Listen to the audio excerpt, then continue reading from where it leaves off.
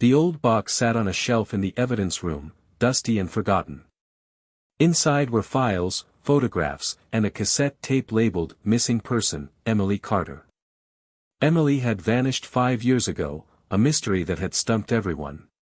The case was closed, not because they'd found Emily, but because they'd run out of leads. Everyone assumed the worst. Detective Ramirez, new to the cold case unit, pulled the box down. She felt a pang of sadness looking at Emily's picture, a young woman with bright eyes and a hopeful smile. Ramirez believed that even old cases deserved a second look. Maybe, just maybe, something had been missed.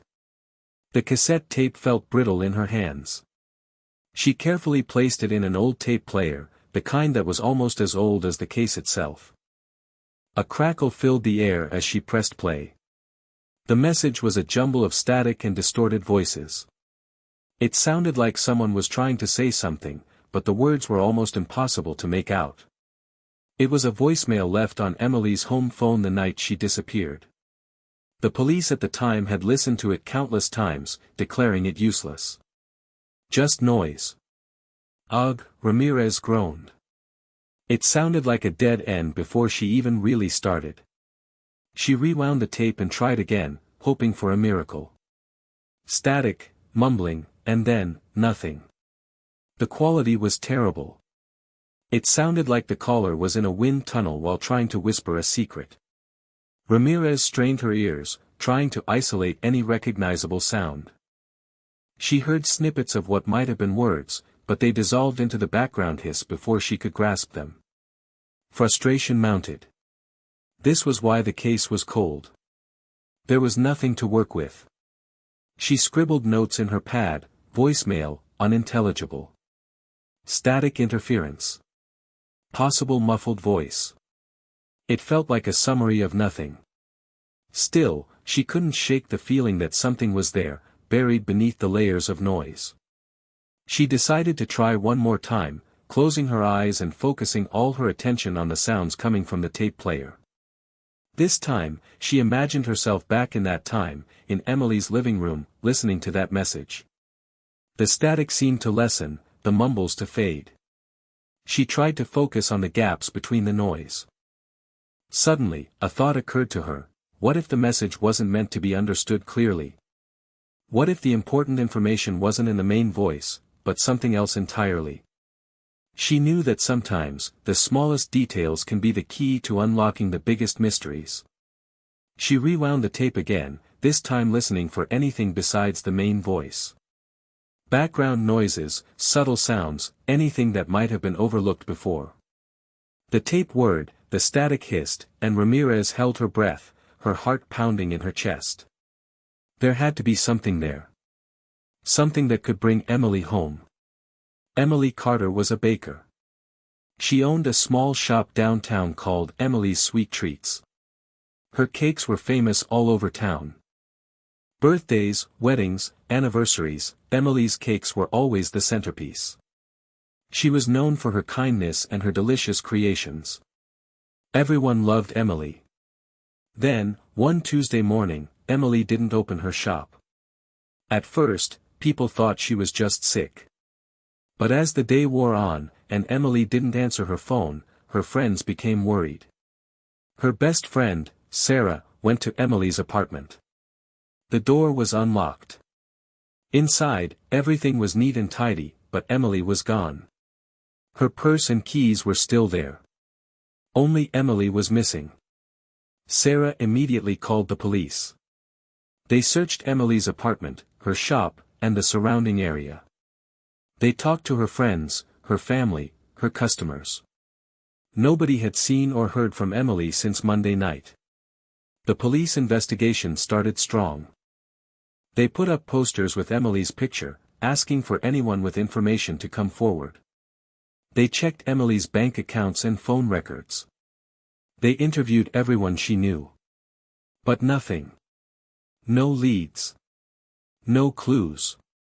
The weeks turned into months, and the investigation stalled. The police explored every angle they could think of, but they found nothing concrete. There were rumors, of course. Some people said Emily had run away, tired of her life. Others whispered about a secret admirer, someone who might have taken her against her will. But these were just stories, whispers in the wind. The biggest problem was the lack of evidence. There was no sign of a struggle in Emily's apartment. No witnesses saw anything suspicious. The voicemail, the one Detective Ramirez was now listening to, was the only potential piece of evidence they had. And it was useless, a jumbled mess of static and noise. As time passed, the police had to move on to other cases. They couldn't dedicate all their resources to a case with no leads. The Emily Carter case became a cold case, filed away in the evidence room, a painful reminder of a mystery that couldn't be solved. Detective Miller, the lead detective at the time, felt a deep sense of failure. He had promised Emily's parents that he would find her, but he couldn't keep that promise. He retired a few years later, haunted by the unsolved case. Now, 5 years later, Detective Ramirez was determined to succeed where Detective Miller had failed. She knew the odds were stacked against her, but she refused to give up hope. Emily Carter deserved justice, and Ramirez was determined to find it, even if it meant listening to that awful voicemail 1,000 times. The silence surrounding Emily's disappearance was deafening, and Ramirez was ready to break it. She just needed a place to start, and that scratchy, almost inaudible voicemail was all she had. Detective Ramirez knew she needed help. The old tape player and her own ears weren't enough. She needed something more, something the original investigators didn't have. That's when she remembered hearing about forensic audio analysis. She'd seen it on TV crime shows, of course, but she'd always thought it was just a bit of movie magic. But then, at a recent police conference, she'd attended a workshop on the topic. A real expert had shown how new computer programs could clean up audio recordings, filter out background noise, and even enhance faint sounds that were previously undetectable. It sounded like exactly what she needed for Emily Carter's voicemail. Ramirez started researching forensic audio analysis, devouring articles and watching online tutorials. She learned about spectrograms, waveforms, and complex algorithms designed to isolate and enhance specific frequencies. It was like learning a whole new language. She discovered that the local university had a state-of-the-art audio lab. She contacted Dr. Anya Sharma, a professor who specialized in forensic audio. Dr. Sharma was intrigued by the case and agreed to help. "This could be interesting, Detective," Dr. Sharma said, examining the cassette tape. "Technology has come a long way in the past few years. We might be able to pull something out of this that they couldn't back then." Ramirez felt a surge of hope. This was her chance. The next day, Ramirez brought the cassette tape to the university lab. It was a high-tech room filled with computers, microphones, and soundproof booths. Dr. Sharma and her team carefully transferred the audio from the cassette to a digital file. "Okay, let's see what we can do," Dr. Sharma said, opening a complex software program on her computer. The screen filled with squiggly lines and colorful graphs. "This is a spectrogram. It shows the different frequencies in the audio recording. We can use it to identify and isolate different sounds." Dr. Sharma began to work her magic. She used the software to filter out the static and background noise, focusing on the faint voice in the recording. She adjusted the frequencies, amplified certain sounds, and suppressed others. It was a slow, painstaking process, but Ramirez watched with fascination as the audio gradually became clearer. "We can also try to isolate any other sounds that might be present," Dr. Sharma explained. "Sometimes, even the smallest background noise can provide a clue." Ramirez knew this was her best shot. She just hoped that the technology could reveal something that had been hidden for 5 long years. Emily's fate might depend on it. The computer screen glowed, displaying a visual representation of the voicemail's audio. It looked like a tangled mess of waves, spikes, and dips, a chaotic landscape of sound. Dr. Sharma pointed to a particularly dense area. "This is where most of the static is concentrated," she explained. We can use a noise reduction tool to try and clean it up. She clicked a button, and a window popped up with a series of sliders and knobs. She adjusted the settings, carefully tweaking each one until the static began to fade. It was like magic. The tangled mess of waves began to smooth out, revealing faint patterns underneath. It's like cleaning a dirty window, Dr. Sharma said with a smile. We're wiping away the grime to reveal what's underneath. Next, she used a frequency analyzer to identify the different sounds in the recording. The software displayed a graph showing the strength of each frequency. She pointed to a faint peak in the lower frequencies. This might be the muffled voice we're looking for, she said. Let's try to isolate it. She used a special filter to boost the lower frequencies and suppress the higher ones. The effect was dramatic. The static hissed more quietly, and the muffled voice became slightly clearer. It still wasn't easy to understand, but it was definitely an improvement. Now, let's try to remove the hum, Dr. Sharma said. There's a constant humming sound in the background that's masking some of the quieter sounds. She used a hum removal tool to identify and eliminate the humming frequency. It was like taking a pair of noise-canceling headphones and putting them on the voicemail. The background noise faded away, revealing even more of the muffled voice. Ramirez watched in amazement as Dr. Sharma worked. It was like she was a sound surgeon, carefully dissecting the audio and piecing it back together. She was using all sorts of special computer tools to filter the noise. Each click and adjustment brought them closer to the truth. She could see the expertise with which Dr. Sharma did all of this, as well as how focused she was on finding any possible details. We can also try to enhance the speech, Dr. Sharma said. There's a speech enhancement tool that can boost the clarity of the voice. She used the speech enhancement tool to amplify the voice and sharpen the consonants. The words became slightly more distinct, but they were still garbled and difficult to understand. Despite the challenges, Ramirez felt a growing sense of excitement. They were making progress. Little by little, they were peeling away the layers of noise and getting closer to the truth. After hours of work, the voicemail was significantly clearer than it had been before. The static was reduced, the background noise was suppressed, and the muffled voice was slightly more distinct. It was still a long way from being perfectly clear, but it was enough to give Ramirez a glimmer of hope. They might actually be able to find something in this recording after all. The dedication that both she and Dr. Sharma had was immense. They listened to the cleaned-up voicemail again and again. The main voice was still mostly unintelligible, a frustrated mumble lost in a sea of distortion. But Dr. Sharma had managed to isolate some of the background sounds. There were faint traffic noises, suggesting the caller was near a road. And then, something else. Wait, go back, Ramirez said, leaning forward. What was that? Dr. Sharma rewound the audio and played the section again. This time, Ramirez focused all her attention on the quietest parts of the recording, the spaces between the static and the mumbles. And there it was, a faint, almost imperceptible whisper. Did you hear that? Ramirez asked, her heart pounding. Dr. Sharma nodded. Yes, I heard something. It's very faint, but it's definitely there. They isolated the whisper and amplified it, filtering out even more of the background noise. The sound became slightly clearer, revealing a single word, Sparky. Sparky? Ramirez repeated, puzzled. What does that mean? Dr. Sharma shrugged. I don't know. It could be anything. A nickname, a code word. We need to find out if it has any significance to the case.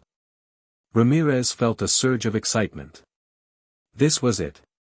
The clue they had been searching for. A single word, hidden in the background of a garbled voicemail, that could unlock the mystery of Emily Carter's disappearance. She immediately called the police station and asked them to pull the original case file. She wanted to see if the name, Sparky, had ever come up during the initial investigation. While she waited, she and Dr. Sharma listened to the voicemail again, focusing on the whisper. It was so faint, so fleeting, that it was easy to miss. But it was there, a secret message hidden in plain sight.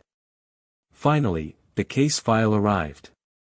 Ramirez flipped through the pages, her eyes scanning for any mention of the name, Sparky.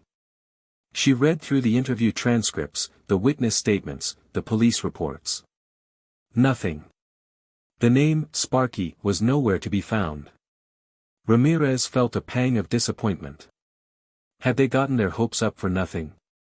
Was Sparky just a meaningless coincidence? But then, she remembered something Detective Miller had said to her when she first took on the case. Sometimes, he'd told her, the most important clues are the ones that seem insignificant at the time. She decided to take a closer look at the people who had been interviewed during the original investigation. Maybe someone had a connection to the name, Sparky, even if they hadn't mentioned it to the police. It was a long shot, but it was the only lead they had. This whisper was all they had, and they needed to follow it. This could be the one clue that finally helped them solve this case and bring Emily home. Detective Ramirez sat at her desk, surrounded by files and photographs. The name, Sparky, echoed in her mind. Who was Sparky? And what did they have to do with Emily Carter's disappearance? It was like finding a single piece of a giant jigsaw puzzle. Now, she had to find the other pieces. She started by creating a list of all the people who had been interviewed during the original investigation. She had their names, addresses, and phone numbers. She decided to start with Emily's closest friends and family. First, she called Sarah, Emily's best friend. "Sarah, this is Detective Ramirez," she said. "I'm calling about the Emily Carter case. We've uncovered some new information, and I was hoping you could help us." "Of course, Detective," Sarah said, her voice trembling slightly. "Anything. Do you know anyone who might have called Emily Sparky?" Ramirez asked. There was a long pause. "Sparky?" Sarah repeated. "No, I don't think so. Emily never mentioned anyone with that name." Ramirez thanked Sarah for her time and moved on to the next name on the list, Emily's parents. She called them and asked the same question. They were just as puzzled. They didn't know anyone named Sparky either. Ramirez started to feel discouraged. Maybe Sparky was just a random nickname, someone completely unrelated to the case. But she couldn't give up. She had to explore every possibility. She decided to try a different approach. She went back to the old police reports and looked for any mention of nicknames or aliases. Maybe someone had used the name Sparky in the past, even if it wasn't directly connected to Emily. She spent hours poring over the documents, but she found nothing. No mention of Sparky or any similar nickname. It was like the name had appeared out of thin air. Frustrated, Ramirez leaned back in her chair and closed her eyes. She tried to put herself in Emily's shoes. Who would she have confided in? Who would she have trusted? Who would she have called Sparky? Suddenly, she remembered something Emily's neighbor, Mrs. Peterson, had said during her initial interview. Mrs. Peterson had mentioned that Emily had a secret admirer, someone who had been leaving her anonymous gifts and love notes. Could Sparky be the secret admirer? It was a long shot, but it was worth investigating. Ramirez found Mrs. Peterson's phone number and gave her a call. "Mrs. Peterson, this is Detective Ramirez," she said. "I'm calling about the Emily Carter case. I was wondering if you could tell me more about the secret admirer you mentioned." Mrs. Peterson was hesitant at first, but Ramirez eventually convinced her to talk. "Well, I didn't see him myself," Mrs. Peterson said. "But Emily told me he'd been leaving her flowers and chocolates. She said he always signed his notes with a little spark symbol." A spark symbol. Ramirez's heart skipped a beat. Could Sparky be connected to the spark symbol? It was the first real lead she'd had since uncovering the whisper on the voicemail. She now had another piece to the puzzle. If she could find the secret admirer, she might finally find Emily. The spark symbol led Ramirez back to the list of people who had been interviewed during the original investigation. She started reviewing their statements, looking for anyone who might have had a connection to Emily or the spark symbol. One name stood out, David Miller. David had been a regular customer at Emily's bakery. He had a reputation for being quiet and shy, but he always seemed to have a crush on Emily. He'd been questioned during the initial investigation, but he had a solid alibi and seemed genuinely upset by Emily's disappearance. But as Ramirez reread David's statement, something struck her as odd. He had mentioned that he admired Emily's sparkle and her bright personality. Could that be a connection to the spark symbol? Ramirez decided to dig deeper. She pulled David Miller's file and started researching his background. She discovered that David had been a bit of a loner growing up. He had always been fascinated by electricity and had even built his own Tesla coil in his basement as a teenager. His friends had nicknamed him Sparky because of his interest in sparks and electricity. Sparky. Ramirez's heart leaped. It was the nickname from the voicemail. Could David Miller be the secret admirer and the voice on the tape? It seemed too good to be true. She decided to track down David Miller and bring him in for questioning. She found his address and drove to his house. It was a small, unassuming house in a quiet neighborhood. The lawn was overgrown, and the paint was peeling. Ramirez knocked on the door. After a few minutes, David Miller opened it. He looked older and more tired than Ramirez remembered from the photos in the file. His eyes were sunken, and his hair was graying. "Mr. Miller, I'm Detective Ramirez," she said, showing him her badge. "I'm investigating the Emily Carter case. I'd like to ask you a few questions." David Miller seemed nervous. He fidgeted with his hands and avoided eye contact. "I already talked to the police about that years ago," he said. "I told them everything I knew."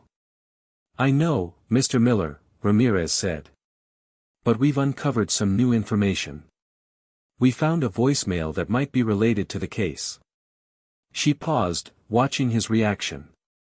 David Miller's face paled. "In that voicemail," Ramirez continued, "we heard someone whisper the name Sparky. Does that name mean anything to you, Mr. Miller?" David Miller's eyes widened. He took a step back, as if he were trying to escape. I don't know what you're talking about," he stammered. Ramirez knew she was onto something. "Mr. Miller," she said, her voice firm. "We know that your friends used to call you Sparky because of your interest in electricity. We also know that Emily Carter had a secret admirer who signed his notes with a spark symbol. Are you the secret admirer, Mr. Miller?" David Miller didn't answer. He just stood there, his mouth agape, his eyes filled with fear. Ramirez knew she had him. The nickname, the symbol, the voicemail, it all added up. David Miller was no longer just a quiet, unassuming customer. He was now a prime suspect in the disappearance of Emily Carter. Detective Ramirez brought David Miller down to the police station for questioning. He continued to deny any involvement in Emily's disappearance, but Ramirez could see the fear in his eyes. She knew he was hiding something. She decided to re-examine the old evidence, looking for anything that might connect David Miller to the crime. She started with his original alibi. He had claimed that he was at home watching TV the night Emily disappeared.